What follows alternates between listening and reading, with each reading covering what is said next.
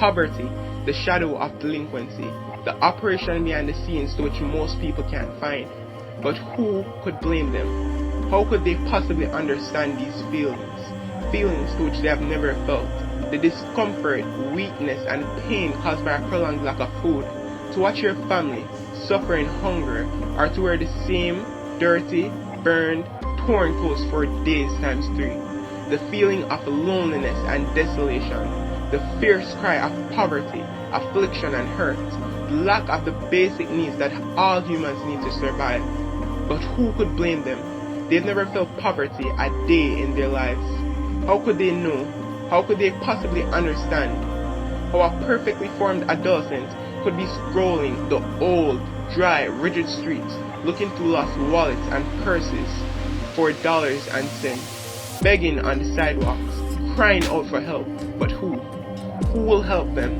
Or who would understand that as they speak, they can feel their lives draining, slowly fading away? Just $1, anything will do, they asked. But that's what they all say, you said. But I can't. I'm saving to buy just one more accessory, just one more gold watch, whilst they wither in pain, begging for dear life. But who will help them? Who will offer a little help and assistance to the needy? The cold, creaking floors for those who are fortunate enough to have a house. Not much, but the only thing keeping them off the streets. That dilapidated house with creaking wooden floors, rats as big as cats, and spiders and webs for extra company. But no one was there. No one would withstand the scent, if even just for a little, just enough to give them the spare change that you knew you really didn't need, that you knew you were going to spend wastefully.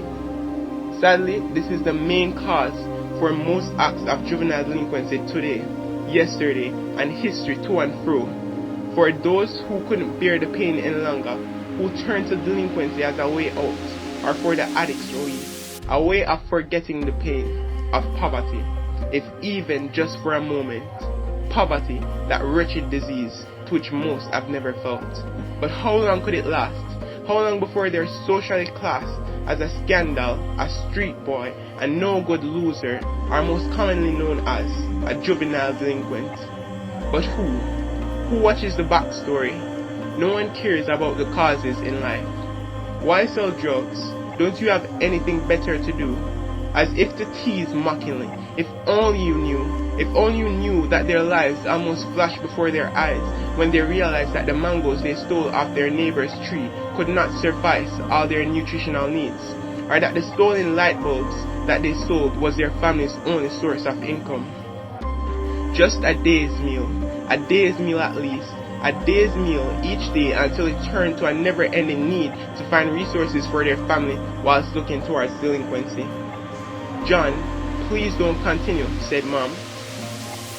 Mom, what do you mean? My younger brother is dying from cancer, and we can't pay for medication. No nearby public hospitals, at least not a few miles from here.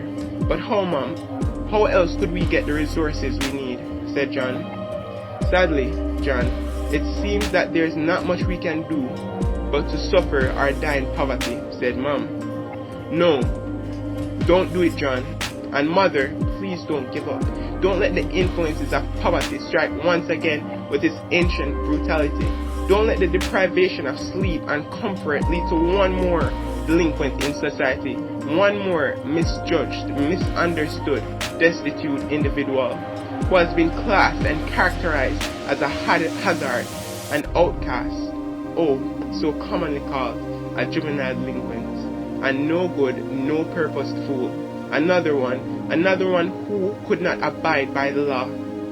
But alas, no one cares about the backstory, about the causes and effects of the poverty. Oh, how much regret he must face every day.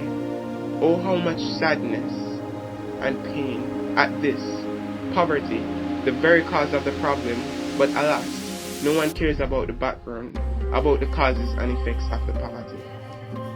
The writer's purpose for developing this passage is to help raise awareness of the effects of poverty on society.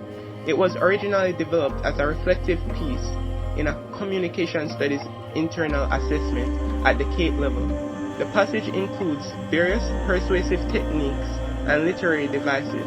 Students can also feel free to use it in any essays, SBAs, or other types of content, as long as I am credited as the author. In my next video, I will explain the meanings and ideas being conveyed in the passage and in more detail. Possible topics relating to the passage are how poverty influences juvenile delinquency, how poverty influences crime and violence, the effects of poverty on youths. I'm